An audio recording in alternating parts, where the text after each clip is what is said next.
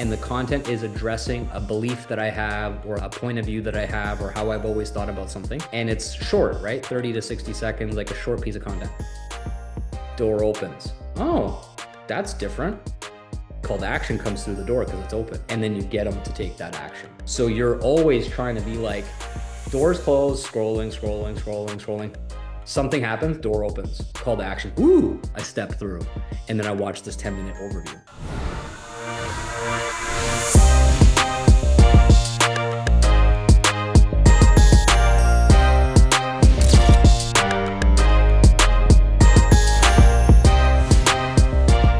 So I think just really embracing the humanness of your situation and connecting with people in a similar way would be empowering for you. How much are you currently utilizing a ChatGPT sounding board, brainstorming sort of, are you utilizing that at all right now or not really? All the time. Okay. So I think when it comes to how you take some of this life stuff that you're sharing and repurpose it into content, repurpose it into systems, repurpose it in a way to make others feel seen and heard and understood around maybe not the exact dynamics of your situation, but things that create similar emotions and feelings. See, as humans, we relate to emotions, not specific details of stories. So if you are experiencing debt or trauma or loss or pain or suffering or positive things like joy, happiness, fulfillment, when we read a story or long form copywriting telling about the business and like connecting it back to this whole solution that we have, and you use those words, empowered, trauma, loss, anything that is descriptive of an emotion. If I'm reading that, I may not know what it feels like to go through exactly what you're going through or have been through, but I will connect to the emotion and think of a time in my life where I had a similar experience emotionally. Does that make sense? So, Yes, it does. Yeah. so as you share certain things in what you wrote to me here, there was a few times that you used emotional descriptions to what you're going through.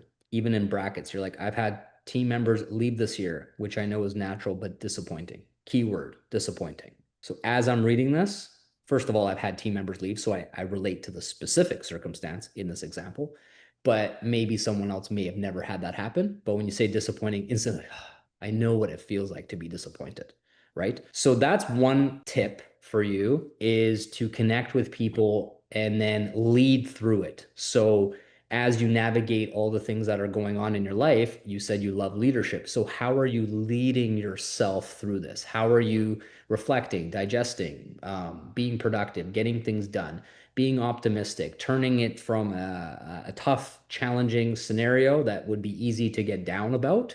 And how are you finding a way to spin it into something positive? Because that's where you're going to come from, a place of leadership to anybody who may see your content or ads or whatever. Another really powerful point that I don't know if you've explored yet or tried, but doing content speaking to the younger version of you. Have you tried doing this at all? Only I tried to change the audience on an ad that I had running and try to put that to a younger audience. So normally I do for about 45 to 65, and I tried to do it from about 30 upwards, but the change in audience didn't work. It got a little bit complicated. Okay. Yeah, because I find that when you connect to people, this will be an interesting thing for you to talk about in Chat GPT thread as well. But sharing your age, life circumstances, the positives, the challenges, kind of like a well-rounded summary. If you were to try to summarize sort of like where you're at in your life and the things you're proud of and the things that you've learned and possibly things you would do differently if you went back 20 years, 30 years, something like this. I think there's so much wisdom and so much power and so much value in this. But then you could have ChatGPT give you content ideas, give you hooks, give you angles to be able to speak into this. And then there might be a way that you could even test audiences and ads to do that as well, where it's like, look, here's what I've learned, the 10 things that I've learned being blah, blah, blah, blah, blah, fill in the blanks.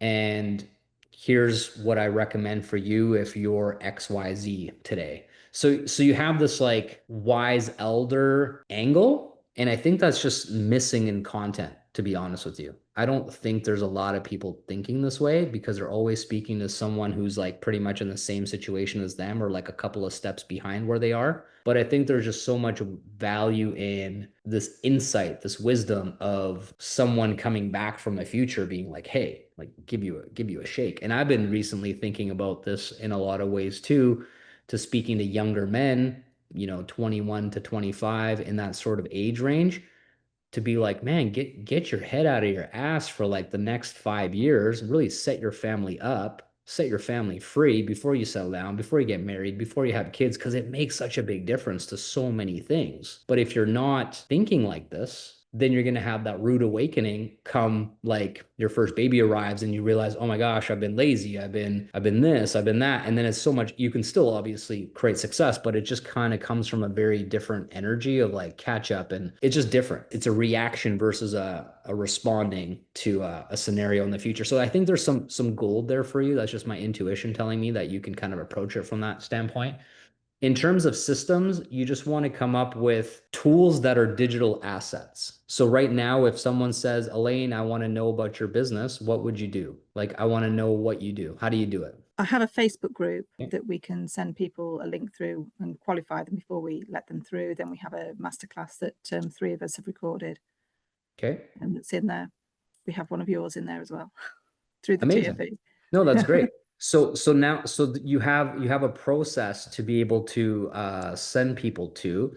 So if there was like one thing that you could create this week, you said you have some time off this week. If there was one thing that you feel like would be helpful or missing in the last month or two that people have asked you for and you don't have the resource, is there one thing you could think of that you could create as an I asset think the only to thing be I've evergreen? been thinking, yeah, I think the only thing I've been thinking of is doing a shorter version of a webinar, just myself, and doing something that I can just send out quickly for people. I think that's probably the thing, but I think I need to get back on the ads. I'm just not getting any leads at all. I mean, I we've think got you over just I 50 think you people just in that group. answered I think you just answered the question. So here's what I would recommend you do. Okay. Use ChatGPT to create all these different content hook ideas for yourself. But the call to action is going to be the call to action is like if you want to know how this business works, comment X, like whatever word you like, to watch my 10-minute masterclass or my 10-minute overview or my 10-minute summary, whatever feels good. Yeah. That's going to be the thing that you record this week, just you. Okay. Okay.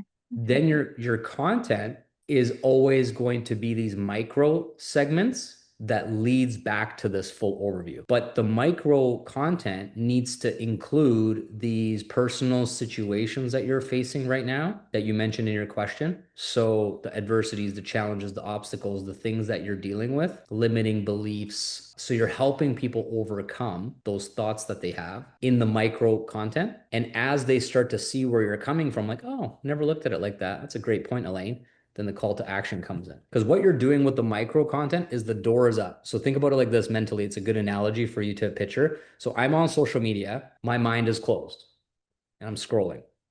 I see a piece of content and the content is addressing a belief that I have or a point of view that I have or how I've always thought about something. And it's short, right? 30 to 60 seconds, like a short piece of content.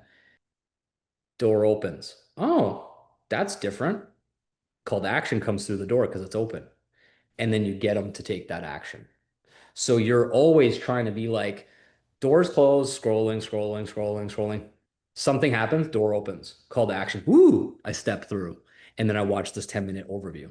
So So by micro content, sorry, do you mean like short posts or lives or? I would just do short talking head videos on your phone that is these little micro clips like reels, and you just relate with Okay. people like short videos. They don't have to Yeah. be fancy edits or nothing. The only thing I would add on top of the video is just captions so that people can read along if their phone is muted. But other than that, you don't need to make the videos fancy. And just to keep things super simple, you can get a tripod for your phone. You can pick a place in your home and do the videos like in the exact same spot every single time, just to keep it super simple. You don't have to overcomplicate it or make it fancy or anything. And then what will happen is people will start to resonate with you as two things. Number one, who you are today. And number two, this wise elder of your advice and your feedback of anyone who may be younger than you. Because what you want to do is when you run ads or you create organic content, you want more eyeballs on your offer, right? So essentially, the way to think about it is if you run ads, people aren't going to buy from your ad. They're going to be intrigued from your ad. Oh, that's different. That's cool. Never looked at it like that. And if they like what they hear, they click on your name to go to your page, right?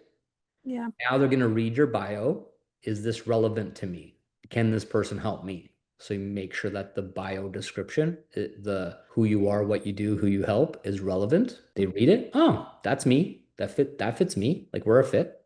Next step, I'm going to review the last few pieces of content on your page or the pin posts. So now if the pin posts and those the micro videos that you're putting out are handling these beliefs, limiting beliefs, objections, you know what I mean? Like just little bits of value. And the call to action is comment this below to watch my 10-minute video overview. That's how you're going to get the pipeline of people. But because you Yeah. already have existing conversations inside your chat GPT, and I'm not sure exactly what you've been sharing or what you've been talking about, but when you start to ask these powerful questions of like, here's where I'm at, here's what I'm going through, and I'm having trouble with, these are the challenges that I have. I'm not getting leads on my ads. I'm not getting like what was it that you said? You're not getting any leads from your ads. And what else did you say? I think there was one other thing. I haven't actually got any ads out at the moment. Oh But no, the other thing I was going to mention that you said was that you've tried to create content for a younger demographic as yeah, someone who is giving advice, like yeah. elderly, wise advice from not like you're elderly, but from but you know what I mean? Like more so from a contrast of age, right? Like I could be elderly as well to a 15-year-old. You know what I mean? Like it's just it's relative. So that's where I'm coming from is like if I had advice and insight from someone who was further down the path of life to me and gave me this powerful clarity, it might change everything. And you might be somebody who's technically a stranger on the internet. But here's another really powerful point too, is that if your audience is actually similar age to you, primarily like the majority, by you putting out this like tips for my younger self content, it actually kind of like is like chicken soup for the soul type of thing for people that are in the same similar age group as you and stuff because it will give them ideas to share content like tips for their younger self. So you're almost doing this very powerful service-based content by doing that, I think.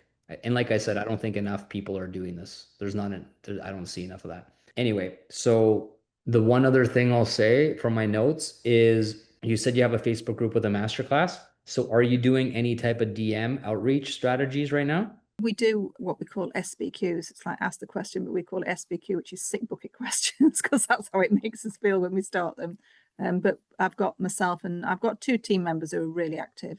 But again, they're not getting leads either, really, at the moment. We just seem to have come to a bit of a grinding halt, three of us. Yeah, but what I mean is like, are you connecting with people every single day on social media, like starting conversations with people that could become a lead or not really? Probably not enough. Well, So in that's fact, an definitely. Definitely, so definitely. that's another area where pick some hashtags where it's relative to your audience, relative to whoever demographic you want to go after. Find some hashtags where your people are hanging out on like Instagram or even Facebook groups or whichever social media you prefer to use and engage with these people.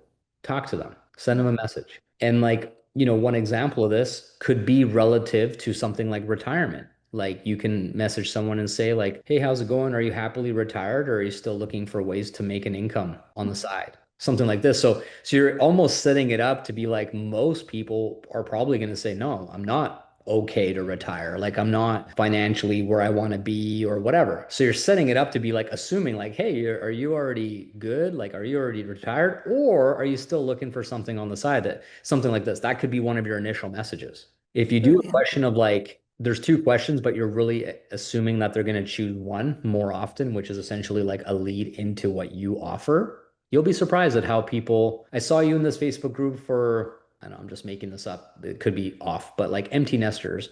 And we're in this scenario. I'm just curious, like now that you're an empty nester, are you retired? Are you good? Or are you still looking for something on the side? So now like it's relative to the group that we're both in. And it's also a question that is, I think, fair from a connecting with someone, starting a relationship with someone. And yeah, so these are some things where focus on what you can control. Your ads may not be live and producing for you right now, but you can control the micro content you put out. You can control making a 10-minute shorter overview of your business pre-recorded so you can send people to it, which can then lead to the Facebook group for the full presentation. And you can also control the outreach of people that are similar to you, whether it's age group or life experience or any other interests or passions that you have for people you want to partner with, and go find them, go look for them, go let them know that you're online and you want to be friends and you want to talk. Don't wait for them to come to you. Mm-hmm. Take that offensive approach. I'm coming for you, not waiting for you to come to me. Yeah. Yeah. And you will be amazed at just have like a no shame if they ghost you, if they don't reply to you, if they block you, if any of that stuff happens, just shake it off. Who cares? There's like I don't know how many bajillion people on the internet. It really does not matter. Right. And then That's pick a brilliant. number 10, 20, 30 a day. And like I said, this is something that will actually get you motivated. It will get you feeling fired up because whenever we're in our stuff, right, we're dealing with like life stuff. It's so easy to get caught up in the poor me pity party type of thinking, right? But as soon as we become of service to others, as soon as we make it not about us, but others and have a conversation and they start sharing with us some things, very easily you can be reminded of all the things you're grateful for. You could be realizing that you do have a way to serve them and help them and give a lending hand or offer a web class or whatever the case is. And that goes back to what I said at the very beginning of this call, just how important it is what we do. And the fastest way to remind yourself of that is having a conversation with someone who actually doesn't know about what we have here. I think that's one of my favorite things about this business is the moment someone, the light bulb first goes off, right? Like they see the comp plan or something for the first time. They're like, wait a minute. So what you're telling me is, and they kind of like say it back to you, and I'm like, mm-hmm. They're like, what? Like, no way. I'm like, yep. Like I love that so much. I remember Clint, you know Clint from Freedom Era. When I first showed him the compensation plan, he goes, "Oh, okay, so I got to sell like 100 machines a month, right, to be 6A." And I'm like, "No, man, like one time, like just once." He's like, "What? No way." He's like, "That's easy." Like you know what I mean? Because it's just like he thought it was 100 machines a month to stay active, which is like the low ticket network marketing model. And then I'm like, "No, man, it's accumulative. Take as long as you need. You just do it one time and it stays forever." And he's like, "No way." And I just always remember how awesome that was. And now he's almost -6. So it's cool to have those moments. But anyway, you're doing awesome. And just take massive action and not overthink it. I think one of the sort of negative downsides of the chat GPT that I've noticed with some people is that it's so easy to have those quick conversations and get the quick insights, but people don't execute on what it gives you. So you're like, give me 25 amazing content ideas. And it's like, and you're like, cool, I'm not doing none of them. Like I'm gonna go for a walk. You know what I mean? So it's a lot of like busy work of feeling like you're doing shit, but you're not taking it and actually doing the thing. So I think my suggestion is when you have these conversations and it gives you like 3 content ideas or 3 hooks, like just turn everything off, just do it, just create it, and then put it out there. And then when you put it out there, if you get some response, some comments, some shares, some leads, some sales, then you're like, wait a second, I can go back and ask for 3 more things, or I can go back and get 10 more things. But don't just keep asking, asking, asking, and then not doing. I think a Okay. lot of people are starting to have problems with that. Lovely. Thank you so much. Yeah, I'm excited for you. Great job.